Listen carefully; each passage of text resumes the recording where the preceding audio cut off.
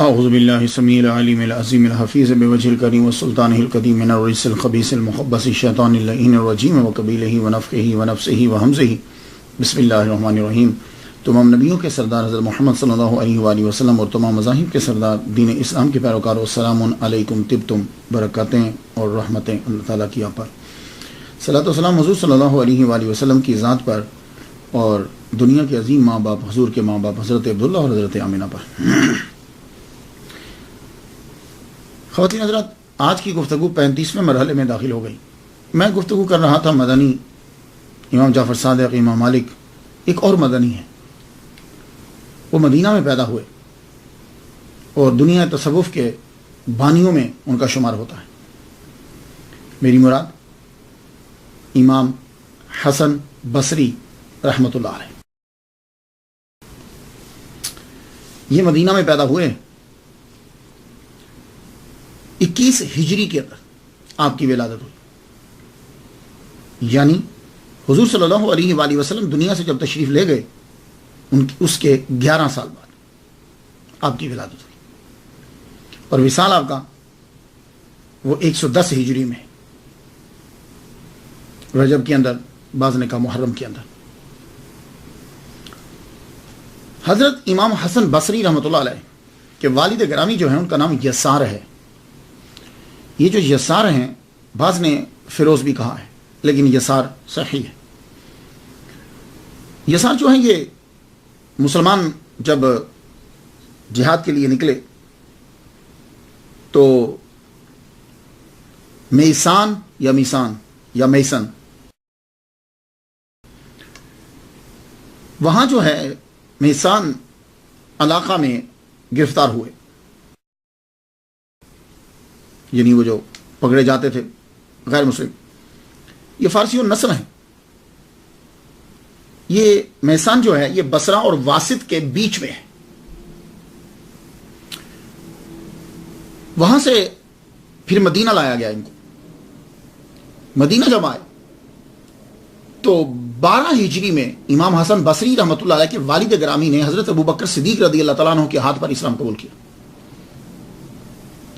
اور یہ غلام تھے حضرت زید بن ثابت رضی اللہ تعالیٰ عنہ کے،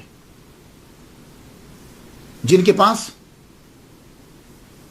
وزارت تعلیم کا قلمدان تھا، یعنی کاتب وحی بھی ہیں، اور قرآن کو کمپائل جو ہے وہ انہوں نے ہی کیا ہے۔ ان کی ڈیوٹی لگائی تھی حضرت ابوبکر صدیق رضی اللہ تعالیٰ عنہ نے اور حضرت عمر فاروق رضی اللہ تعالیٰ عنہ۔ تو وزارت تعلیم کا قلمدان جو تھا وہ ان کے پاس تھا۔ تو امام حسن بصری رحمۃ اللہ کے والد گرامی زید بن ثابت رضی اللہ تعالیٰ عنہ کے غلام، اور امام حسن بصری رحمۃ اللہ علیہ کی والدہ محترمہ خیرہ، یہ کنیز تھی ام سلمہ رضی اللہ تعالیٰ عنہ کی۔ ام سلمہ رضی اللہ تعالیٰ عنہ جو ہیں یہ حضور صلی اللہ علیہ وسلم کی زوجہ محترمہ ہے۔ تو امام حسن بصری رحمۃ اللہ علیہ کا جو پیدائش ہے، جو ولادت ہے، یہ مدینہ کے اندر ہوئی، لیکن اس وقت دونوں جو ہیں وہ آزاد ہو چکے تھے۔ دونوں کی آزادی کے بعد نکاح ہوا، نکاح کے بعد ان کی ولادت ہوئی، اور بعض نے کہا کہ نہیں، جب ان کی ولادت ہو گئی تو حضرت زید بن ثابت نے اپنے غلام کو، یسار ان کے والد گرامی کو آزاد کر دیا، اور ام سلمہ رضی اللہ تعالیٰ عنہ نے اپنی کنیز کو جو ہے وہ آزاد کر دیا۔ لیکن صحابہ کرام کا غلام ہونا کوئی عیب نہیں ہے۔ اگر کوئی آدمی یہ ان کو پڑھتے ہوئے ایسا کہے او اچھا اچھا اچھا اچھا یہ غلام تھے، تو کوئی عیب نہیں ہے، ہم سب ان کے غلام ہیں، بلکہ ہم تو حضرت امام حسن بصری رحمۃ اللہ علیہ کے بھی غلام ہیں۔ جو صحابہ کے غلام ہوتے تھے ان کو وہ غلامی اتنی پیاری ہوتی تھی کہ جب وہ آزاد بھی کر دیتے تھے تو وہ جاتے نہیں تھے، انہی کے پاس رہتے، انہی کے پاس رہتے۔ ان کو ان کی غلامی اپنی آزادی سے زیادہ عزیز ہوتی تھی۔ حضرت امام حسن بصری رحمۃ اللہ علیہ کی جب ولادت ہوئی تو حضرت عمر رضی اللہ تعالیٰ عنہ کی شہادت سے 2 سال قبل آپ کی ولادت ہوئی۔ 2 سال قبل آپ کی جب ولادت ہوئی تو آپ کو حضرت عمر رضی اللہ تعالیٰ عنہ کے پاس لے کر گئے۔ آپ نے اپنا لعاب دہن اس بچے کے منہ میں ڈالا، یہ آپ کی گھٹی ہے، اور آپ نے جب چہرہ دیکھا تو فرمانے لگے بڑا خوبصورت ہے، اس کا نام حسن رکھ دو۔ تو حضرت عمر رضی اللہ تعالیٰ عنہ نے آپ کا نام بھی رکھا حسن، اور آپ کو گھٹی اپنا لعاب دہن دیا۔ یہ لعاب دہن کون سا ہے؟ کس زبان سے ٹچ ہو کے نکلا ہے؟ جس زبان کے بارے میں محمد مصطفیٰ صلی اللہ علیہ وسلم نے کہا ہے ان الرحمن ینطق علی لسان عمر، رحمان عمر کی زبان پر بولتا ہے۔ آپ جب کوئی بات کہہ دیتے تھے، کئی باتیں آپ کی ایسی ہیں کہ آپ نے عصر کے ٹائم کہیں، مغرب میں وہ وہی بن کر اتر گئی، آپ نے کچھ عرصہ پہلے کہیں، کچھ عرصے کے بعد وہ وہی بن کر اتر گئی۔ تو اس زبان سے لگا ہوا لعاب امام حسن بصری رحمۃ اللہ علیہ کے منہ مبارک میں گیا۔ کتنی بڑی سعادت ہے۔ آپ پیدا ہوئے تو چونکہ کنیز تھیں آپ کی والدہ محترمہ، تو وہ ام سلمہ رضی اللہ تعالیٰ عنہ کے گھر کے اندر بچہ جو ہے وہ سارا دن ان کے گھر میں پڑا رہتا۔ اس سے بڑی اور سعادت کیا ہو سکتی ہے کہ امام حسن بصری رحمۃ اللہ علیہ زوجہ مصطفیٰ ام سلمہ رضی اللہ تعالیٰ عنہ کے گھر میں پروان چڑھ رہے۔ آپ کی والدہ محترمہ کام میں جب کبھی مصروف ہو جاتی، پانی لینے کے لیے چلی جاتی یا تنور کے اوپر روٹیاں لگا رہی ہوتی، تو آپ کو معلوم ہے کہ بچہ رو پڑتا۔ تو جب رو پڑتا تو حضرت ام سلمہ رضی اللہ تعالیٰ عنہ حضرت امام حسن بصری رحمۃ اللہ علیہ کو دودھ پلانے لگ جاتی۔ اب یہ جو دودھ پلانے لگ جاتی، یہاں میں ایک بات عرض کرنا چاہوں گا۔ دیکھیے، تحقیق کرنے والے دو قسم کے آدمی ہوتے ہیں۔ ایک تو وہ جو سراسر عقیدت میں ڈوبا ہوا ہے، اس کے لیے تو کوئی آبجیکشن نہیں، لیکن کچھ لوگ دوسرے بھی ہوتے ہیں کہ وہ تحقیق کے لیے پڑھتے ہیں۔ وہ ان کی نظر میں تحقیق ہوتی ہے، ان کی نظر میں وہ آدمی ویسے ہی اعلیٰ مقام پر ہوتا ہے، ضروری نہیں ہوتا اس کے لیے کہ وہ زیادہ کرامتیں، زیادہ چیزیں منسوب کر دی جائیں۔ نہیں۔ اب جب یہ پڑھا جاتا ہے کہ حضرت ام سلمہ رضی اللہ تعالیٰ عنہا نے دودھ پلایا، تو میں نے جب پڑھا تو میں نے تحقیق کی کہ اس وقت حضرت ام سلمہ رضی اللہ تعالیٰ عنہا کی عمر جو ہے وہ 52 سال تھی۔ تو 52 سال کی عمر میں دودھ سینے میں، دودھ کی نہریں جو ہیں وہ تبھی ہو سکتی ہیں جب بچہ ہو، تو بچہ تو تھا نہیں، تو پھر یہ دودھ کی نہریں کیسے جاری ہوتی تھی؟ تو میں اس کے دو جواب دینا چاہوں گا۔ ایک تو وہی عقیدت والا جواب کہ اللہ تعالیٰ نے دودھ کی نہریں اس عمر میں بھی جاری کر دی، اٹس اوکے، ٹھیک ہے۔ لیکن ایک جواب جو مشاہدہ بھی ہے اور علم میں بھی ہے، آپ اگر فیملی کے ساتھ رہتے ہوں، گاؤں میں رہتے ہیں یا کہیں رہتے ہیں، آپ کی فیملی بہت بڑی ہے، تو نانی اور دادی گھر میں رہتی ہیں، تو آپ کا بچہ اگر رو پڑے تو وہ نانی اور دادی کیا کرتی، وہ بچے کو لے کے اپنی گودی میں رکھ کے دودھ پلانے لگ جاتی۔ دودھ ہوتا تو نہیں، سینے میں دودھ کی نہریں نہیں ہیں، لیکن بچہ جو ہے وہ خاموش ہو جاتا ہے، کچھ دیر کے لیے چپ ہو جاتا ہے۔ حضرت ام سلمہ رضی اللہ تعالیٰ عنہ خیر اگر دودھ پیا بھی ہے تو پھر یہ اعزاز حاصل ہے حضرت امام حسن بصری رحمۃ اللہ علیہ کو کہ ہماری تو وہ ماں ہیں ام سلمہ رضی اللہ تعالیٰ عنہ، کیونکہ قرآن یہ کہتا ہے کہ نبی کی بیوی تمہاری ماں ہے۔ لیکن حضرت امام حسن بصری رحمۃ اللہ علیہ کے لیے یہ اعزاز ہے کہ ایک تو قرآن کی روح سے ان کی ماں ہوئی اور دوسرا ردائی ماں ان کی بنی، یہ ان کے لیے اعزاز کی بات۔ اللہ اکبر جل شان۔ حضرت عمر رضی اللہ تعالیٰ عنہ ام سلمہ رضی اللہ تعالیٰ عنہ کے گھر آتے تھے، ماں ہیں، تو جو مسائل کبھی کبھی ایسے ہوتے تھے کہ صحابہ کرام مومنوں کی ماں آپ ام المومنین سے پوچھنے کے لیے آتے، آپ کوئی مسئلہ ایسا ہوتا تو ان سے پوچھتے آ کر۔ تو جب بھی کبھی حضرت عمر رضی اللہ تعالیٰ عنہ تشریف لاتے تو پہلے 2 سال جو ابتدا کے 2 سال ہیں، اور میں ان 2 سالوں کو سب سے امپورٹنٹ سمجھتا ہوں، ان 2 سالوں کے اندر بندہ پہچانتا ہے، بچہ پہچانتا ہے، یہ یاد رکھیے۔ جب بچہ 5 ماہ کا ہو جاتا ہے نا، 5-6 ماہ کا، اس کے بعد وہ پہچاننے لگ جاتا ہے یہ میرے ابا ہیں، یہ میری اماں ہیں۔ اور سال کا جب ہو جاتا ہے تو پھر وہ کچھ الفاظ بھی بولنے لگ جاتا ہے، پھر تو وہ محبت کا اظہار بھی شروع کر دیتا ہے۔ اسے معلوم ہوتا ہے کہ میرا ابا آ گیا، اس کے اندر ایک ایکسائٹمنٹ پیدا ہوتی، وہ جاننے لگ جاتا ہے۔ اور پہلے 5 سال کے اندر یہ یاد رکھ لیجیے، پہلے 5 سال کے اندر 90% بچہ سیکھ لیتا ہے، باقی پوری زندگی کے اندر وہ 10% سیکھتا ہے۔ اس لیے ہمارے ہاں شروع سے تعلیم شروع ہو جاتی، ادھر بچہ پیدا ہوا، کان میں اذان دے دی، مولوی صاحب آ کے، استاد آ کے پڑھانا شروع کر دیتا۔ تو حضرت عمر رضی اللہ تعالیٰ عنہ تشریف لاتے، بچے کو دیکھتے، سر پہ ہاتھ پھیرتے، دعا دیتے۔ تو 2 سال جو ہیں حضرت امام حسن بصری نے ابتدائی جو ہیں وہ حضرت عمر رضی اللہ تعالیٰ عنہ کے دیکھے، ان کے بعد ان کی شہادت ہوگی۔ شہادت کے بعد حضرت عثمان غنی رضی اللہ تعالیٰ عنہ جو ہیں وہ اقتدار پہ جب بیٹھے، خلافت آپ نے سنبھالی، اب آپ کی عمر شروع ہو گئی 3 سال سے لے کے آگے تک چلتے جائیے۔ 14-15 साल तक। हजरत इमाम हसन बसरी रहमतुल्लाह अलैह ने हजरत उस्मान गनी का पूरा दौरे हुकूमत देखा है। इमाम हसन बसरी रहमतुल्लाह अलैह शहादत तक मदीना के अंदर है। शहादत के बाद मौला अली की बायत भी आपने की है और वो फिर 2 साल आपने गुजारे हैं। तो 17 साल की उम्र में आप मदीना से बसरा की जानिब रवाना हुए। तो यहां अब आप अगर उनकी तालीम के बारे में आप सवाल करें कि हजरत इमाम हसन बसरी ने कहां से सीखा, तो भाई देखिए, उन्होंने जुहद, हदीस मुबारका, फिक्र, तफासीर, ये सारी चीजें उन्होंने सहाबा करम से सीखी। आपके ज्यादातर सहाबा ही आपके उस्ताद हैं। देखिए, आप जिस दौर में जहां पल रहे हैं वो इल्म का मरकज है। उम्मे सलमा रदी अल्लाह तआला अन्हा 387 के करीब अहादीस मुबारका इनसे रिवायत है। और आपके वालिद गिरामी हजरत ज़ैद बिन साबित रदी अल्लाह तआला अन्हु के घर रहते हैं और वो कातिब वही हैं, वहां से भी इल्म आ रहा है। 130 सहाबा कराम, जिनमें 70 बदरी सहाबी भी हैं, इन सब से मुलाकात आपकी हो रही है। और आप 2 ही तो मरकज हैं। ज़ैद बिन साबित वजारत तलीम का कलमदान है। उम्मे सलमा रदी अल्लाह तआला अन्हा अकीदत का मरकज है। सहाबा अकीदत के लिए वहां भी आते हैं, मां है उनकी। और ज़ैद बिन साबित रदी अल्लाह तआला अन्हु के घर में ही आपके अब्बा रह रहे हैं और इनके घर में आपकी वालिदा रह रही हैं। तो सीखने को मुसलसल मिल रहा है। अदब हुजूर सल्लल्लाहु अलैहि वसल्लम की हदीस मुबारका। तो गोया के क्लास में जाकर सीखने की जरूरत नहीं है। सुबह से लेकर शाम तक, शाम से लेकर सुबह तक हजरत इमाम हसन बसरी रहमतुल्लाह अलैह को हदीस मुबारका ही सीखने को मिल रही।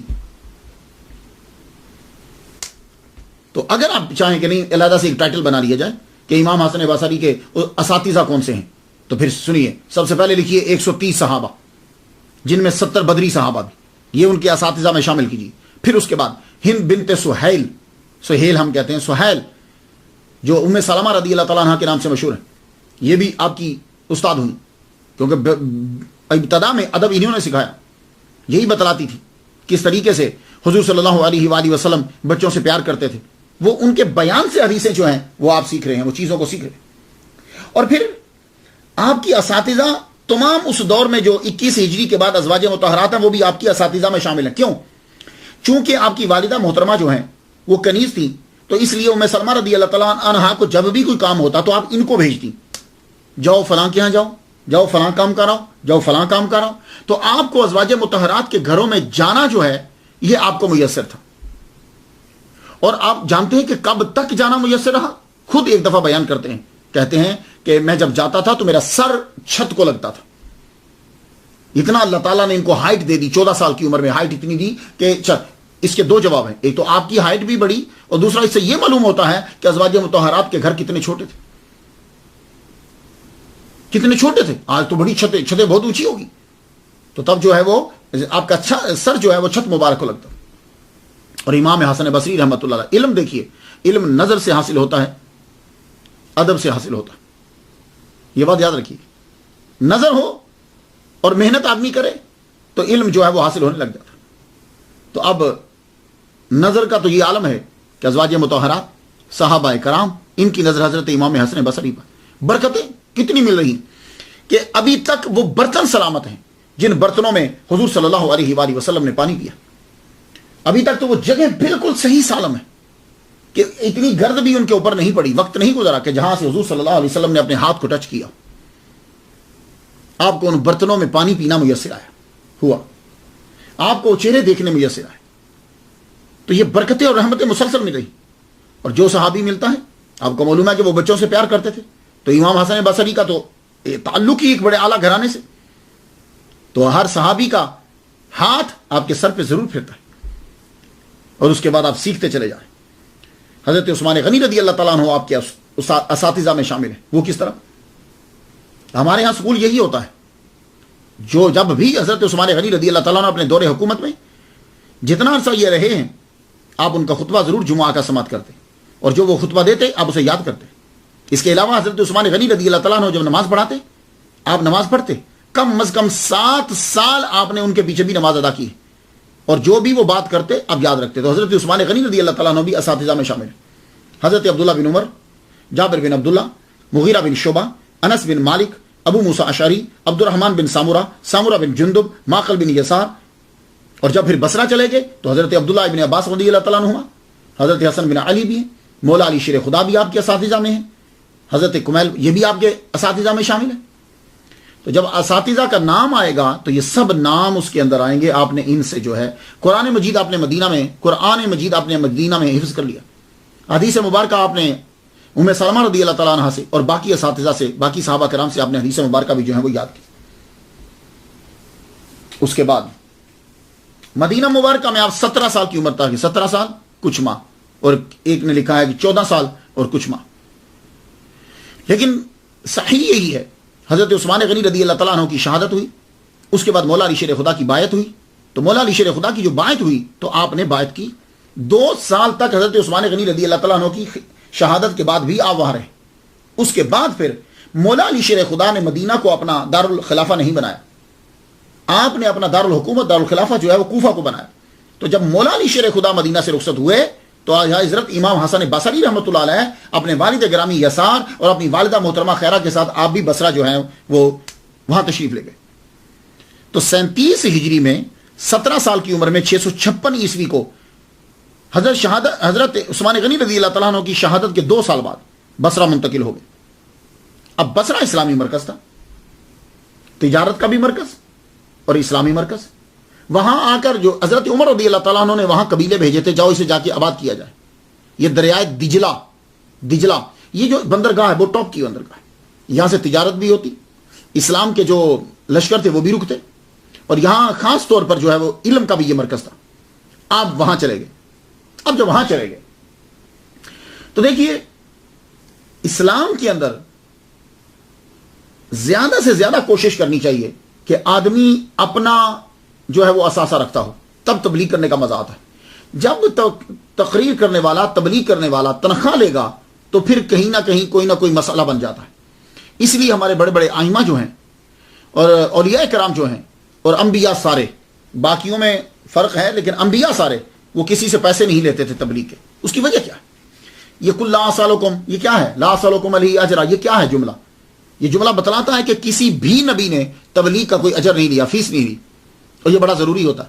جب مولوی جو ہے تصوف کے رنگ میں رنگا جائے اور اس کے بعد اس کا اپنا کاروبار ہو، اپنے پیسے ہوں، تو اس کی تبلیغ کے اندر دبدبہ ہوتا ہے، لوگ اس کو غور سے سنتے ہیں۔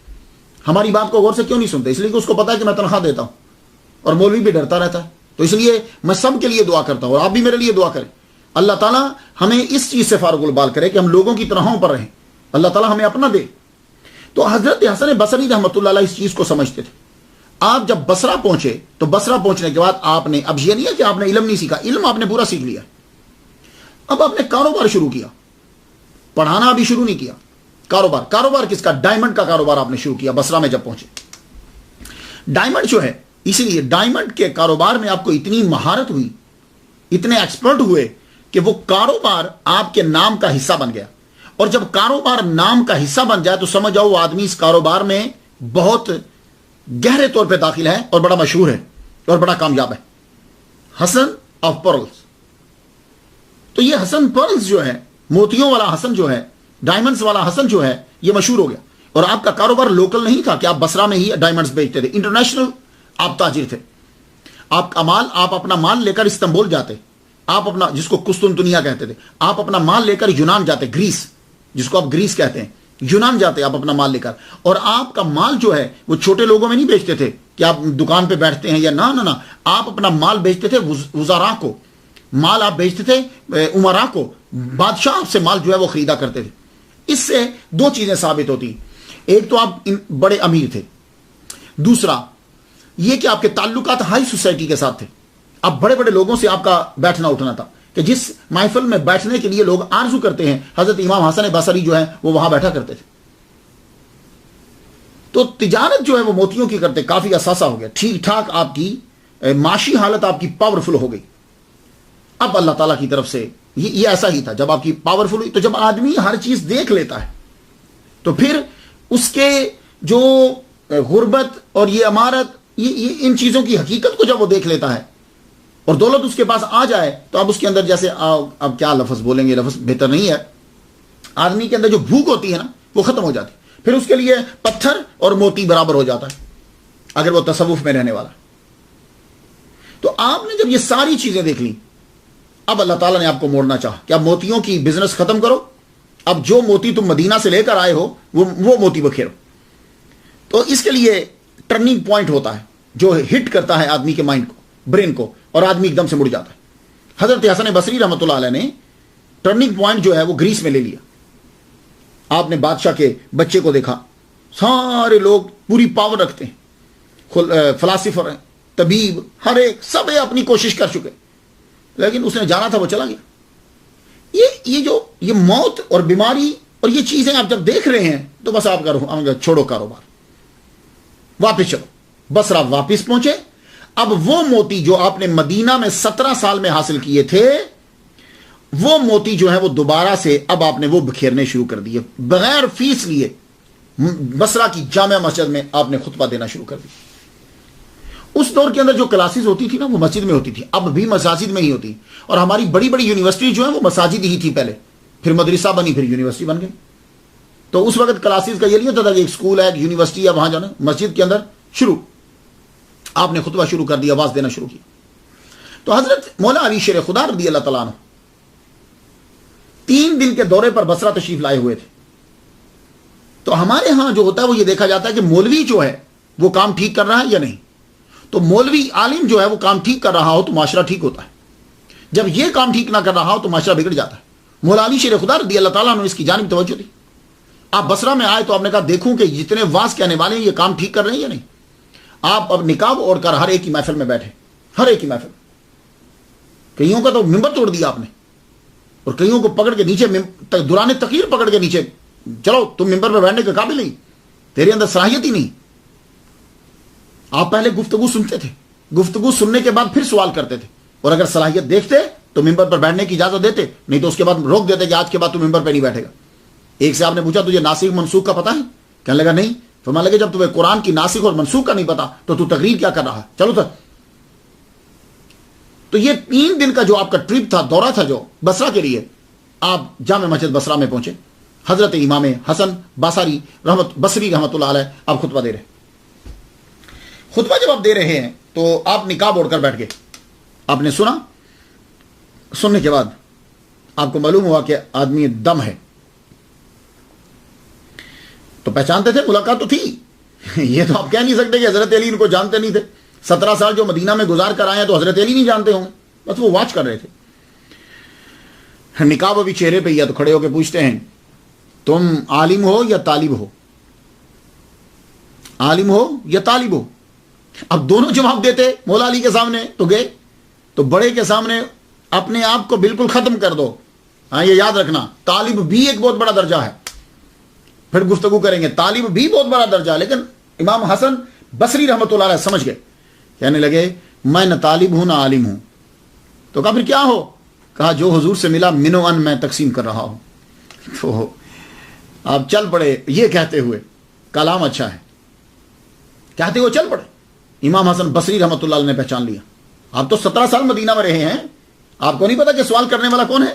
پیچھے پیچھے چل پڑے۔ حضرت علی رضی اللہ تعالیٰ عنہ نے پیچھے مڑ کے دیکھا، فرمانے لگے کہاں آ رہے ہو تم؟ کہا امیر المومنین میں آپ کو پہچان گیا ہوں، مولا علی شیر خدا ہو، میں آپ کو پہچان گیا ہوں۔ آپ نے چہرے سے نقاب اتارا تو اس وقت امام حسن بصری رحمۃ اللہ علیہ عرض کرتے ہیں حضور مجھے وضو کروائیے۔ تو آپ کیا سمجھتے ہیں ان کو وضو نہیں آتا تھا؟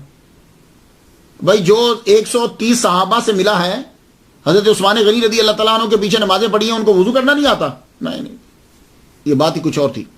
حضرت علی نے پانی منگوایا، پانی منگوا کے فرمایا کرو، بس وہ وضو کروانا تھا کہ ظاہری اور باطنی تمام طہارتیں اعلیٰ مقام پر پہنچا دی، ہر شے پاک۔ اس جگہ کا نام ہی باب التشت رکھ دیا گیا۔ تو جب مولا علی شیر خدا نے آپ کو اجازت دے دی تو اب آپ کو بصرہ کا مفتی قرار دے دیا گیا۔ بصرہ کے اندر آپ ہی کا فتویٰ چلتا تھا، تو بصرہ کی جامع مسجد کے اندر پھر آپ نے خطبہ دینا شروع کر دی۔ تو کلاسز لگتی تھی، ہفتے میں لیکچر ایک بار دیتے تھے، ویسے آپ پڑھاتے رہتے تھے کیونکہ آپ نماز بھی پڑھاتے تھے۔ تو آپ کون کون آتا؟ میں چند کے نام بتا دوں۔ حجاج بن یوسف، آپ تقریر فرما رہے ہیں، حجاج بن یوسف آپ کی محفل میں آ گیا، اور اب وہ نقاب کر کے نہیں آیا، ننگی تلوار لے کر، آرمی ساتھ لے کر آیا اور بیٹھ گیا مجمع میں۔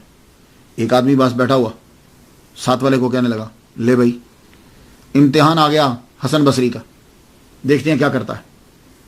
آپ تقریر فرماتے جا رہے ہیں, مجال ہے کہ آپ نے نظر اٹھا کے اس کی طرف دیکھا بھی ہو؟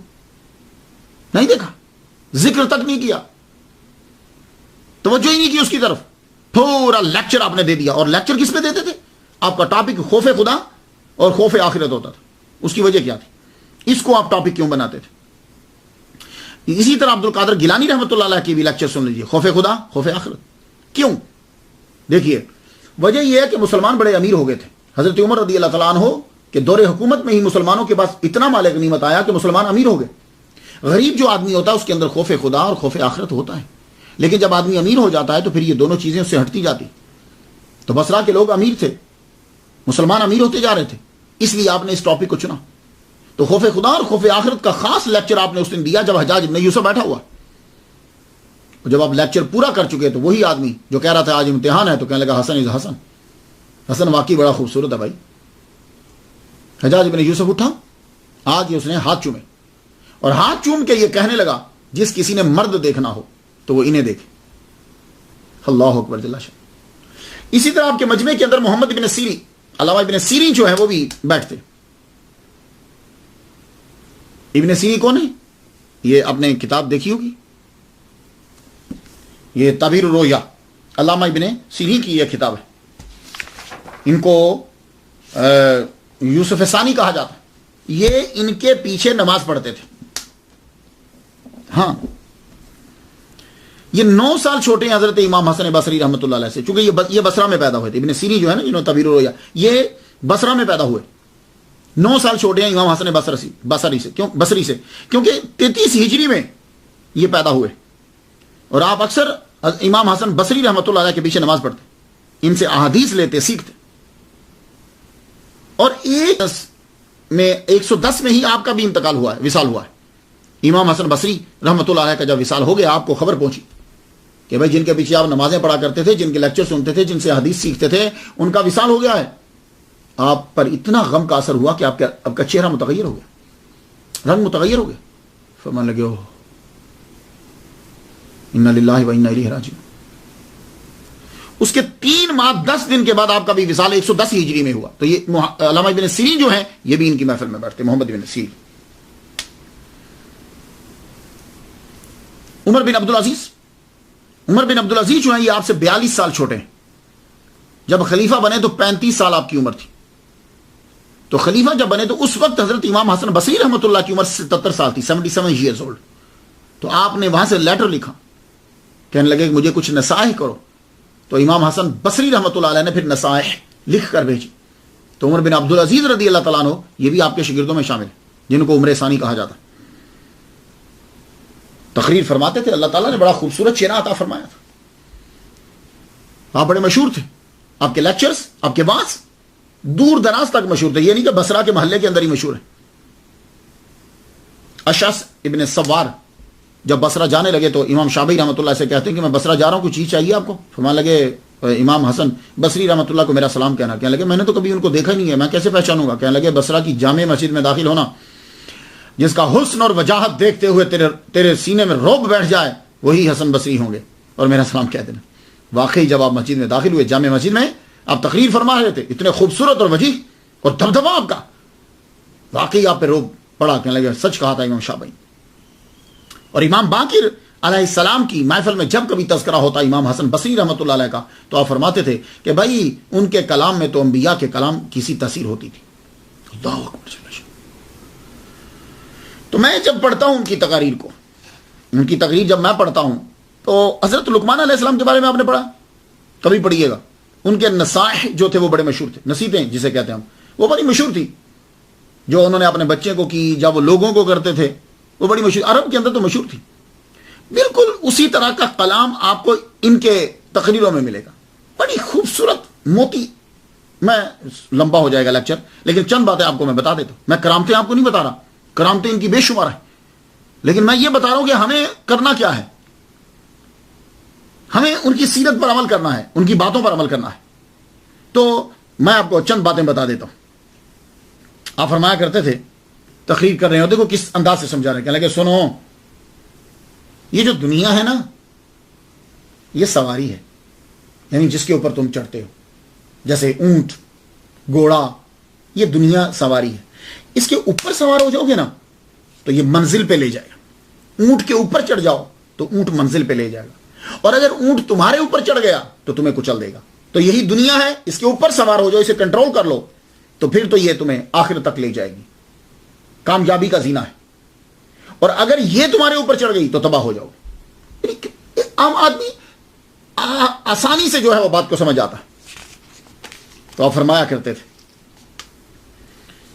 तकरीर कर रहे हैं तो एक साहब खड़े हो गए, कहने लगे शेख तुम अल्लाह से बड़ा डराते हो, आखिरत की याद दिलाते हो, पर शेख क्या करें हमारे दिल सो गए हैं।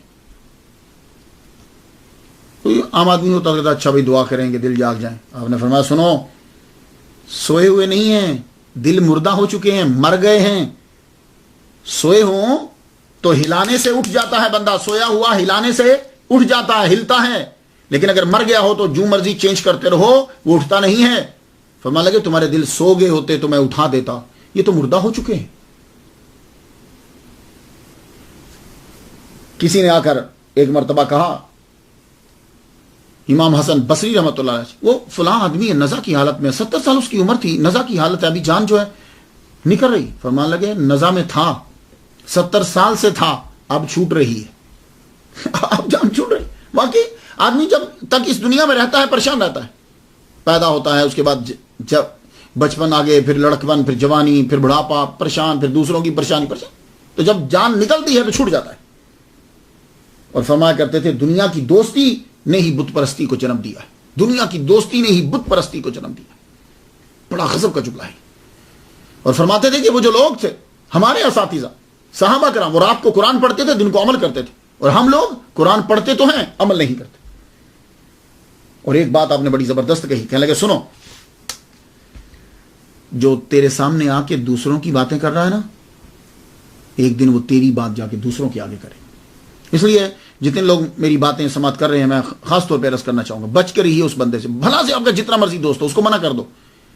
आज वो अगर दूसरों की बातें आपको बता रहा है, बुराइयां लोगों की आपके सामने बयान कर रहा है, तो उसको आदत है वो कल को आपकी बुराई दूसरों के सामने जाके बयान करेगा, आपकी बातें दूसरों के सामने बयान करेगा, उसकी आदत है।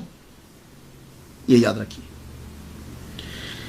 हजरत इमाम हसन बसरी रहमतुल्लाह अलैह की सीरत बयान करते हुए, तारीख बयान करते हुए कुछ तसामो हुए हैं, वो तसामो बयान करता जाऊं। मैं इसको गलती नहीं कह रहा, क्योंकि हमारे बड़े, बहुत बड़े लोगों ने इसे लिखा है, तो मैं इसको गलती नहीं कहता। जब तक हम अपने बड़ों का अदब करेंगे अल्लाह हम पे रहमत नाज़िल फरमाए। ये तसामो है। ये तसामो क्यों हो जाता है, इसके कम से कम दो जवाब देता हूं। एक तो ये होता है कि तसामो होता है, इससे अल्लाह ताला का पता चलता है कि एक आदमी के अंदर इतनी सलाहियतें हैं, इतनी सलाहियतों के बावजूद उससे यह तसामो हुआ। पता चला कि आदमी जो है अगर कोई पाक है, क्लियर है, तो सिर्फ अल्लाह ताला की जात है, बाकी किसी ना किसी में कोई ना कोई खामी है। और वो जिस फील्ड में वो माहिर है उसी में कोई ना कोई ऐसी मिस्टेक हो जाती है। एक तो ये होता है, एक ये होता है। और बाकी ये होता है कि जो भी हमारे बड़े हैं या जो हमारा पहले गुजर गए, वो जब रिसर्च कर रहे होते हैं तो रिसर्च करते हुए उनके पास जितने सोर्सेस थे उस दौर के टॉप के, उन्होंने उसके मुताबिक बात को लिख दिया। ये बात याद रखिए, उस दौर के जो थे उनके पास थे। तो बाद में पता चला कि उनका जो तहकीक का दायरा था उसमें से एक किताब रह गई या एक जाविया जो है वो रह गया, तो तसामो हो जाता है। अब सबसे पहला तसामो हजरत इमाम हसन बसरी रहमतुल्लाह अलैह के बारे में असल में होता यह है कि मुरीदीन चाहते हैं, अकीदतमंद चाहते हैं कि हम बड़ी से बड़ी बात मंसूब करें, हालांकि ऐसी नहीं है। उस आदमी का आज तक जो नाम जिंदा है यही बहुत बड़ी करामत है, वरना उस दौर के सारे लोगों के, बसरा में कितने लोग थे, सबके नाम याद हैं आपको? नहीं। हजरत इमाम हसन बसरी रहमतुल्लाह अलैह का नाम आज भी याद है आपको, तो यही तो बहुत बड़ी करामत है। एक बात जो मंसूब की गई वो ये कि हजरत इमाम हसन बसरी रहमतुल्लाह अलैह ने हुजूर सल्लल्लाहु अलैहि वसल्लम के प्याले में पड़ा हुआ पानी जो है वो पी लिया। हुजूर सल्लल्लाहु अलैहि वसल्लम तशरीफ लाए तो पूछते हैं कि मेरा पानी किसने पिया है? तो कहा जी हसन ने पी लिया है। तो आपने फरमाया जितना पानी पिया अल्लाह ताला उसको उतनी बरकतें, रहमत दे, इल्म दे। मैं ये खुलासा बयान कर रहा हूं। मैं इसको बयान किसने किया है? हमारे जो टॉप के, जो जिनसे आगे सारे लोग जो है वो चीजें लेते हैं, अल्लामा फरीदुद्दीन अत्तार रहमतुल्लाह अलैह तज़किरतुल औलिया के अंदर नकल किया, और इसको मिरातुल असरार के अंदर भी नकल किया गया। तो ये तसामो ये हुआ है, हुजूर के प्याले से بعد میں پانی تو پی سکتے ہیں. حضور صلی اللہ علیہ وسلم نے آ کر پوچھا کہ پانی کس نے پیا ہے. یہ تسامح ہے. کیوں؟ اس لیے کہ حضرت حسن بصری رحمۃ اللہ علیہ 21 ہجری کو پیدا ہوئے ہیں. حضور صلی اللہ علیہ وسلم دنیا سے تشریف لے گئے تھے 11 سال ہو چکے تھے. تو اب 11 سال ہو چکے ہیں, تو اب ان کے پیالے کا پانی پڑا ہوا ہے, تو آپ نے پی لیا ہے, اور حضور آ کے پوچھتے ہیں پانی کس نے پیا. تو یہ تسامح ہو گیا. اور یہ سارے لوگوں نے, اکثر لوگوں نے اس کو واقعے کو لکھا ہے, اور ساتھ ہی نیچے لکھتے ہیں کہ حضرت عمر نے ان کا نام رکھا. اب یہ بات سمجھ میں نہیں آتی. تو پہلا تسامح, آپ 21 ہجری میں پیدا ہوئے. ہاں, حضور کے پیے ہوئے جن پیالوں سے آپ نے پانی پیا تھا ان پیالوں سے پیا ہوگا, یہ بعید نہیں ہے. لیکن یہ کہنا کہ حضور آئے اور آ کر پوچھا کہ میرا پانی کون پی گیا ہے, یہاں تسامح ہے. دوسرے تسامح, بشر حافی نے خط لکھا. اب یا تو رائٹر سے غلطی ہوگی نام کی, اور اگر نام یہی ہے تو پھر تسامح ہے. کہتے ہیں کہ بشر حافی رحمۃ اللہ علیہ نے خط لکھا کہ میں آپ کے ساتھ حج کرنا چاہتا ہوں. تو آپ نے معذرت کر لی, فرمایا کہ نہیں, میرے ساتھ تم حج کرنے مت جاؤ. یہ تسامح اس لیے ہے کہ حسن بصری رحمۃ اللہ علیہ کا وصال ہوا ہے 731 عیسوی کو, جس کی اس وقت 2013 جا رہی ہے. 731 عیسوی میں ہوا ہے. اور بشر حافی پیدا ہوئے ہیں 767 عیسوی کو, یعنی 36 سال بعد پیدا ہوئے ہیں. آپ کے وصال کے 36 سال بعد پیدا ہوئے ہیں. تو اب آپ ہی بتائیے کہ جو پیدا 36 سال بعد ہو رہے ہیں وہ آپ کو لیٹر کیسے لکھیں گے کہ میں آپ کے ساتھ حج کرنا چاہتا ہوں. تسامح ہے. تیسرا جو ہے اس میں ظاہر جو ہے وہ ایسی چیز نظر نہیں آتی. وہ تسامح کیا ہے؟ وہ حضرت رابعہ بصری آپ کے لیکچر میں آنا اور آپ کا لیکچر تب دینا جب وہ مجمع میں ہوں. یہاں آپ بڑے دھیان سے گفتگو سماعت کیجئے گا. بات یوں لکھی میں نے جو کتابوں میں پڑھی کہ حضرت حسن بصری رحمۃ اللہ علیہ تقریر کرنے لگتے تو آپ دیکھتے مجمع میں, اگر رابعہ بصری ہوتی تو تقریر کرتے, ورنہ آپ تقریر چھوڑ دیتے. تو لوگوں نے کہا جی آپ کو اس بڑھیا میں کیا دکھا کہ اس کے ہوتے ہوئے آپ جو ہے وہ تقریر کرتے ہو, نہ ہو تو تقریر نہیں کرتے. تو فرمان لگے کہ جو چارہ تیار کیا ہو ہاتھیوں کے لیے وہ چیونٹیوں کے آگے نہیں ڈالا جاتا. اب یہاں ذرا ذہن میں کیجئے کہ حضرت امام حسن بصری رحمۃ اللہ علیہ کا وصال ہو گیا 110 ہجری میں. حضرت رابعہ بصری پیدا ہوئی ہیں 99 ہجری میں, 99 ہجری میں. اور حضرت امام حسن بصری جو ہے اس وقت ان کی عمر 78 سال تھی, 78 ایئرز, 78 سال تھی. یعنی جس وقت رابعہ بصری پیدا ہوئی ہیں تب آپ 78 سال کے تھے, 78 ایئرز کے تھے. اب رابعہ بصری پیدا ہوئیں, بڑی ہوئیں, پھر آپ کو جو ہے وہ قحط جب پڑا تو آپ کو اٹھا کر لے گئے, غلام بنا کر بیچ دیا, کنیز بنا کے, لونڈی بنا کے بیچ دیا. اس کے بعد آپ وہاں رہیں, پھر آپ بڑی ہوئیں, پھر آپ نے صحرا میں جا کے چلا کاٹا, اس کے بعد جا کر آپ تصوف میں داخل ہوئی ہیں. تو آپ ہی مجھے بتا دیجئے کہ یہ جملہ کہاں تک صحیح ہے کہ جو 99 ہجری میں پیدا ہوا ہے, 78 سال آپ کی اس وقت عمر ہے, تو وہ بڑھیا کیسے ہوئی اور وہ کیا ہوا؟ تو یہ دوسرا تسامح ہے. ہاں ایسا ہو سکتا ہے کہ بچپن میں کبھی زیارت کی ہو, کیونکہ بڑے بڑے علماء جو ہوتے تھے ایسا ہو سکتا ہے. لیکن یہ کہنا کہ وہ مجمع میں ہوتی تھی تو تقریر کرتے تھے, تب تو آپ کی عمر ہی جو ہے وہ بہت چھوٹی ہے. تو وہ اعتراض کیا ہے؟ وہ اعتراض یہ ہے, اور یہ اعتراض سب سے پہلے شاہ ولی اللہ رحمۃ اللہ علیہ نے اٹھایا. انہوں نے یہ فرمایا کہ حضرت حسن بصری رحمۃ اللہ علیہ نے مولا علی شیر خدا رضی اللہ تعالیٰ عنہ سے حدیث سماعت نہیں کی. یہ سب سے پہلے شاہ ولی اللہ نقشبندی تھے. تو یہ حسن بصری جو ہیں ان کے ذریعے سے چشتیوں کا سلسلہ مولا علی تک پہنچتا ہے. اب وہ بہت بڑے علامہ ہیں, میں ان کے بارے میں کوئی بات نہیں کرنا چاہتا, لیکن یہ تسامح کیوں ہو گیا یا بعد میں ڈال دیا گیا؟ حضرت امام حسن بصری رحمۃ اللہ علیہ کے بارے میں یہ کہہ دینا کہ انہوں نے مولا علی سے حدیث نہیں سنی, یہ اسی طرح جیسے کہہ دینا کہ حسن بصری تھے ہی نہیں, برابر ہے. لیکن پھر بھی ہم گفتگو کو آگے بڑھاتے ہیں.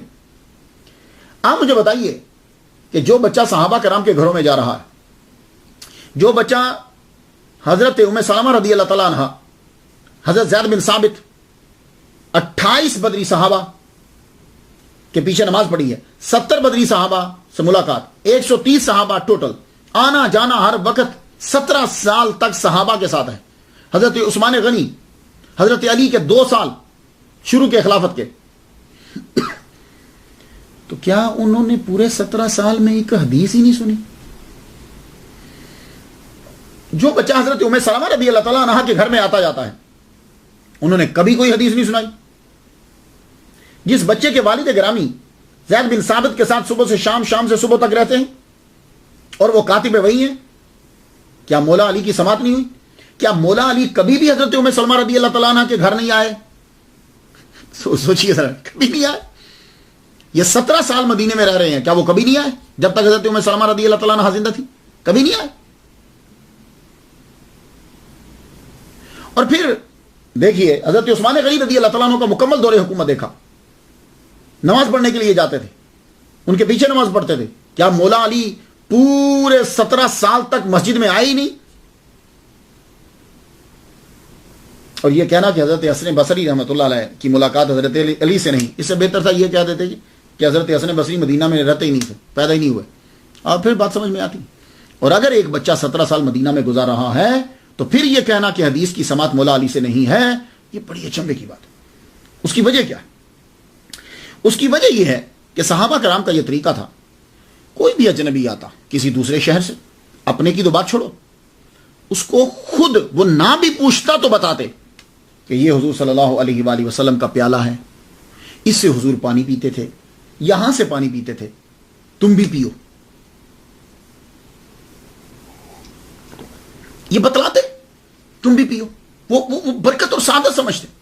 حضور نے یہ کہا ہے، حضور اس درخت کے نیچے سے گزرے، حضور یوں گزرے، حضور اس بات پہ یوں مسکرائے، وہ خود بتایا کرتے تھے. یہ حضور کا جبہ ہے. تو صحابہ کرام، ہر صحابی مجتہد، ہر صحابی جو ہے وہ وہاں کا مدینہ شریف کا رہنے والا، وہ دوسروں کو ضرور، وہ مبلغ ہے، وہ ٹیچر، وہ بتاتے تھے. تو 17 سال تک امام حسن بصری رحمۃ اللہ علیہ کو کہ جو اتنا امپورٹنٹ بچہ ہے کہ ازواج مطہرات کے کام کر رہا ہے، زید بن ثابت رضی اللہ تعالیٰ عنہ کے گھر ان کے آنا جانا ہے ان کا، مولا علی سے ملاقات ہی نہیں ہوئی. کتنی عمر کا بچہ ہو تو محدثین حدیث لیتے ہیں؟ کتنی عمر کا بچہ ہو؟ چلیے علامہ جلال الدین السیوطی رحمۃ اللہ علیہ سے پوچھتے، آپ فرماتے ہیں 5 سال کا جب بچہ ہوتا ہے وہ صحابی ہے یا تابعی؟ تو صحابی ہے، اس کی حدیث تسلیم کریں گے. تابعی ہے، اس کا قول ہم تسلیم کریں گے کہ اس نے صحابی سے سنا ہے. 5 سال کا ہو. یہی وجہ کہ امام احمد بن حنبل نے کیا کیا، آپ کی امام حسن بن علی کی روایت کو تسلیم کیا، نقل کیا، جو انہوں نے اپنے نانا سے کی ہیں. اور ان کی عمر کتنی تھی جب نانا سے ملاقات ہوئی؟ تقریباً 6 سال کے قریب. تو اب بھی سوچئے کہ امام حسن بصری رحمۃ اللہ علیہ نے تو 17 سال مدینہ میں گزارے ہیں، اور حضور کے دور میں، ظاہری دور کے اندر بچے جو ہے وہ مسجد میں جاتے تھے، عورتیں اپنے بچوں کو مسجد میں لے جاتی تھی، اس لیے جب کوئی بچہ روتا تھا تو حضور صلی اللہ علیہ وسلم اپنی نماز کو مختصر کرتے تھے. رائٹ. اچھا، معلوم یہ ہوا کہ 2 سال 3 سال 4 سال کے بچے جاتے تھے. تو صحابہ کے معاشرے کے اندر 7 سال کا بچہ لازمی مسجد میں جاتا تھا، کیونکہ حضور کی حدیث ہے. اور 12 سال کا تو وہ مار کے بھیجتے تھے، وہ کوئی نماز بھی مس نہیں کرتا تھا، لیکن 7 سال کا وہ مسجد میں لے کے جاتے تھے. تو 7 سال کا بچہ جب مسجد میں جاتا تھا تو آپ مجھے بس جواب دیجئے کہ جو بچہ حضرت ام سلمہ رضی اللہ تعالیٰ عنہ کے گھر گزار رہا دن، اور وہ بچہ کہ جو حضرت زید بن ثابت رضی اللہ تعالیٰ عنہ کے گھر گزار رہا ہے دن، وہ بچہ مسجد گیا کہ نہیں گیا؟ تو کم از کم اگر آپ 7 سال کے بھی مجمع میں گئے ہوں، مسجد میں گئے ہوں، تو مولا علی شیر خدا رضی اللہ تعالیٰ عنہ ہر نماز با جماعت ادا کرتے تھے مسجد نبوی کے اندر. تو کیا حضرت علی سے ملاقات 7 سال تک مسجد میں ملاقات ہی نہیں ہوئی؟ کہ من کن تو مولا ہو فعلی مولا ہو، کہ جو ایک امپورٹنٹ حیثیت رکھتے ہیں معاشرے کے اندر، حضرت امام حسن بصری ان سے ملاقات ہی نہیں کی، ان سے ملے ہی نہیں؟ نہیں، ایسا مت کہو. ملے. ہر صحابی آپ سے پیار کرتا ہے، ہر صحابی آپ سے پیار کرتا ہے. اور آپ نماز پڑھتے ہیں، صحابہ جو حدیث بیان کرتے ہیں آپ سنتے ہیں، وہ ملتی. مولا علی سے بھی آپ کی بارہا جو ہے وہ ملاقات ہوئی. اور حضرت علی جب حضرت ام سلمہ رضی اللہ تعالیٰ عنہ کے گھر آتے تو تب بھی حضرت امام حسن بصری رحمۃ اللہ علیہ سے ملاقات جو ہے وہ ہوتی تھی. اب وہ حدیثیں چند بیان کر دوں، میں ڈیٹیل نہیں بیان کر رہا، میں بہت مختصر بیان کر رہا ہوں، ڈیٹیل آپ پڑھ لیجئے گا. حضرت سامورہ بن جندب سے بھی آپ کی روایت، آپ نے سامورہ بن جندب سے روایت کی ہے. اس کو نقل کس نے کیا ہے؟ اس حدیث کو ابو عیسیٰ ترمذی نے جامع ترمذی کے اندر نقل کیا ہے. اس حدیث مبارکہ باب ما جاء فی ما لا یجب علیہ الحد فی من لا یجب علیہ الحد کے اندر اسے نقل کی، اور اس حدیث کو حدیث حسن کہا.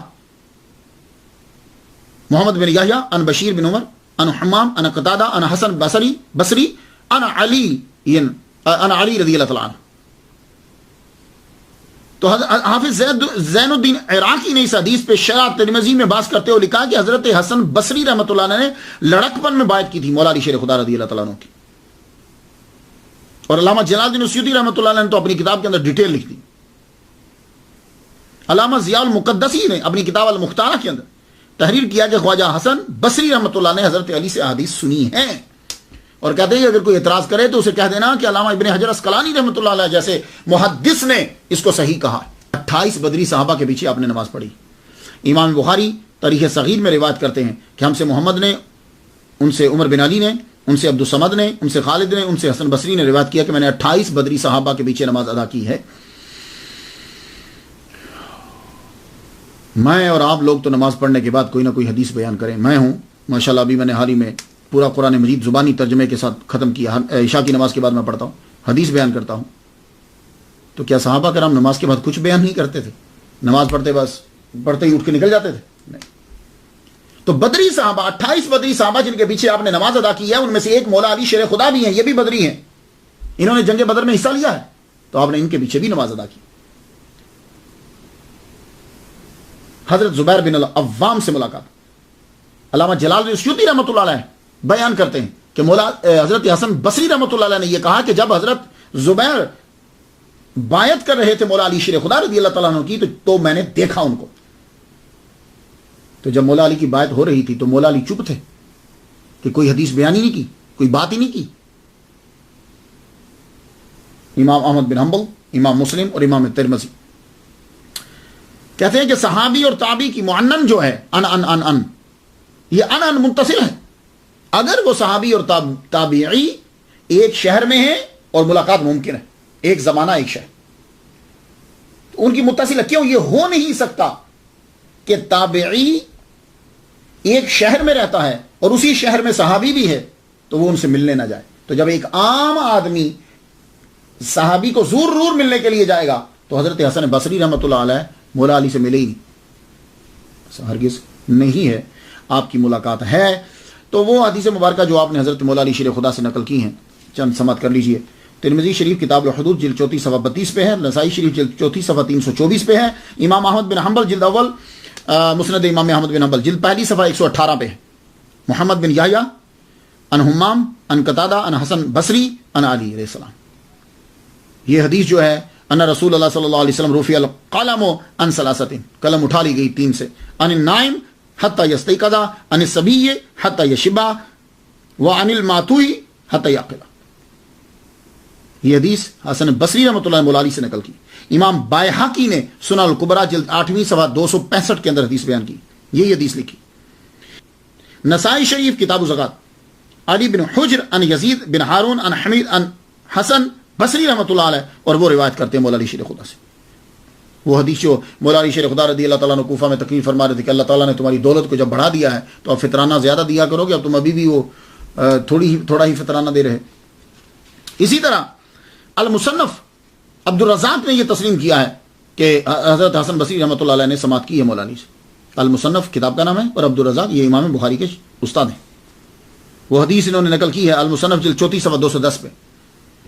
وہ افطر الحاکم والمحجوم. امام بزار نے اپنی مسند جلد 2 صفحہ 177 میں تسلیم کیا کہ حضرت حسن بصری رحمۃ اللہ علیہ نے مولا علی سے سنا ہے. امام ابو یعلا نے خواجہ حسن بصری کی سماعت جو ہے حضرت علی سے تسلیم کی ہے. امام جعفر طبری نے جامع البیان فی تفسیر القرآن جلد 8ویں صفحہ 183 پہ تسلیم کیا. امام طحاوی نے تسلیم کیا کتاب الرحم کے اندر ایک حدیث بیان کی. امام دارقطنی نے اپنی سنن کتاب زکات الفطر جلد 2 صفحہ 152 کے اندر حدیث بیان کر کے تسلیم کیا ہے کہ سماعت ہے. خطیب بغدادی نے تاریخ بغداد میں تسلیم کیا کہ حضرت حسن بصری رحمۃ اللہ علیہ کی سماعت ہے. حضرت حسن بصری رحمۃ اللہ علیہ کی جو حدیث مبارکہ وہ مولا علی سے جو ہے کفنت النبی صلی اللہ علیہ وسلم فی قمیص ابیض، یہ روایت کر کے تسلیم کیا. تو آپ لوگ اگر دیکھنا چاہو ڈیٹیل تو یہ کتاب ذرا دیکھیے. اس کتاب کے اندر بہت خوبصورت یہ کتاب ہے، فخر الحسن کا ترجمہ حدیث حسن خواجہ فخر الدین دہلوی. یہ رسالہ اس وقت لکھا گیا جب حضرت شاہ ولی اللہ نے کول جمیل میں تحریر کیا کہ حضرت حسن بصری رحمۃ اللہ علیہ نے سماعت نہیں کی. یہ 250 سال پرانا رسالہ ہے اور اسی سے ہی سارے لوگوں نے چرا کے آگے پھر لکھا، بہت ڈیٹیل سے لکھا. اب عربی میں اب اردو میں بھی اس کا ترجمہ جو ہے وہ مل جاتا ہے. یہ سلیمانی ٹرسٹ کراچی نے جو ہے وہ اس کو چھاپا ہے. تو خواتین و حضرات، حضرت حسن بصری رحمۃ اللہ کی ملاقات مولا علی شیر خدا سے ہے. دنیا میں جو آدمی آتا ہے پھر اس کو جانا بھی ہوتا ہے. روزے سے رہتے تھے، نماز پڑھتے، قرآن مجید کی تلاوت ہوتی، اللہ تعالیٰ کی بارگاہ میں روتے رہتے تھے. رات پوری گزر جاتی روتے روتے روتے روتے، داڑھی مبارک آپ کی تر ہو جاتی، دامن تر ہو جاتا بعض کو. اور میں عرض یہ کرنا چاہوں گا کہ جب آپ کرامتیں بیان کرنے لگے تو پلیز ایسی بیان کیا کریں کہ جس کو اگلا آدمی، آج کے دور کے لوگ جو ہیں وہ سن سکیں.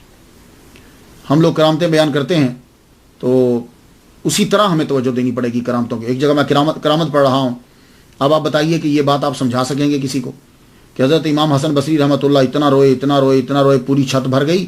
چھت بھرنے کے بعد پرنالے سے پانی اس طرح گرنے لگ گیا جیسے بارش میں پانی گرتا ہے. نیچے ایک آدمی کے اوپر پانی گرا تو اس نے پوچھا بھائی یہ پاک ہے کہ پلیت ہے؟ آپ نے فرمایا پلیت ہے. یہ تو ٹھیک ہے کہ داڑھی بھی تر ہو جائے تو بڑی بات ہے، چہرہ بھی تر ہو جائے تو بڑی بات ہے، اس کے بعد دامن تر ہو جائے بڑی بات ہے. اب یہ کہنا کہ پوری چھت تر ہو گئی، اس کے بعد پرنالے سے پانی گرنے لگ گیا اور وہ پانی نیچے جا کے گرا آپ کے آنسوؤں کا، اور وہ بھی صرف ایک رات روئے. تو ایسی کرامت ایسی بیان کرنی ہے کہ لوگ جو ہیں اسے تسلیم کریں. تو آپ روئے، آپ کی داڑھی مبارک تر ہو گئی، تر ہو جاتی تھی، ساری رات عبادت کرتے رہتے، اور آپ مسجد، اکثر وقت آپ کا مسجد کے اندر ہی گزر جاتا تھا. آخری جو آپ کے اوقات جو ہیں مسجد کے اندر ہی، اور آپ سے صرف انسان ہی پڑھنے نہیں آتے تھے، جن بھی آپ سے پڑھنے کے لیے آتے. ایک آدمی صبح تہجد کی نماز ادا کرنے کے لیے گیا تو دیکھ رہا کہ مسجد میں دعا مانگی جا رہی ہے اور آمین آمین کی آواز آ رہی ہے اور ذکر ہو رہا ہے. جب دروازہ کھلا اندر گئے تو دیکھا کوئی بھی نہیں تھا. انہیں معلوم ہو گیا کہ واقعی امام حسن بصری رحمۃ اللہ علیہ کے پاس جن بھی پڑھنے کے لیے آتے. اللہ تعالیٰ نے آپ کو بڑا ملکہ عطا فرمائے. ساری زندگی خدا تعالیٰ کی بارگاہ میں استغفار کرتے رہے، اللہ کا خوف ہر وقت آپ کے رہتا، ہنستے نہیں تھا. لیکن جب آپ کی روح کف انصری سے پرواز کرنے لگی تو اس وقت آپ ہنسے، مسکرائے، کہنے لگے کون سا گناہ؟ یہ بات بڑی مشہور ہے آپ کی، کون سا گناہ؟ تو اس وقت تو کوئی پوچھ نہیں سکا. خواب نبوت کا حصہ ہے، یہ بات یاد رکھیے. نبوت کا حصہ کا مطلب نہیں ہے کہ جس کو خواب آتے ہیں وہ نبی بن گیا ہے. یعنی جو نبی تھے ان کو جو چیزیں آتی تھیں ان میں سے ایک خواب بھی ہے، اور وہ خواب ابھی تک ہمارے پاس باقی ہے. اللہ تعالیٰ اس کے ذریعے سے ہمیں کچھ بات بتا دیتا ہے. پوچھا حضور آپ کیوں مسکرائے تھے؟ کہنے لگے ملک الموت جب آئے میری روح نکالی، انہوں نے بتلایا کہ سب کلیئر ہے. پروردگار عالم نے فرمایا ایک گناہ اس کا باقی ہے، ذرا دیکھو. تو میں مسکرا پڑا، اس کی رحمت کو دیکھتے ہوئے مسکرا پڑا. مالک کون سا گناہ؟ بس تب میں مسکرا پڑا، کون سا گناہ؟ اس کا کرم کتنا ہے، ایک گناہ باقی ہے. اس باتوں کا مزہ تب ہی آتا ہے جب آدمی اس میں گم ہو. روح کف انصری سے پرواز کر گئی. منتخب التواریخ میں لکھا ہے کہ ہشام بن عبد الملک بن مروان کی عہد حکومت میں رجب 110 ہجری میں حسن بصری رحمۃ اللہ علیہ کا جو ہے وہ وصال ہوا. آپ کا مزار بصرہ کے اندر ہی ہے، یہ دیکھیے ذرا.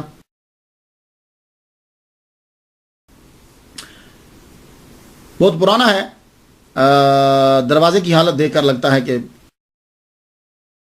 آدمی توجہ کم ہی دیتے ہیں. دیکھ رہے ہیں آپ، بہت پرانا ہے. رستے بھی جو ہیں وہ بڑے عجیب سا ہیں، اور مزار بھی جو ہے وہ پرانے اسٹائل کا اور پرانا بنا ہوا ہے. لیکن اللہ کی رحمتیں تو ہر وقت پڑ رہی ہیں. خدا تعالیٰ ان کے صدقے سے ہم پر رحمت نازل فرمائے. اجازت دیجیے، وآخر دعوانا الحمدللہ رب العالمین.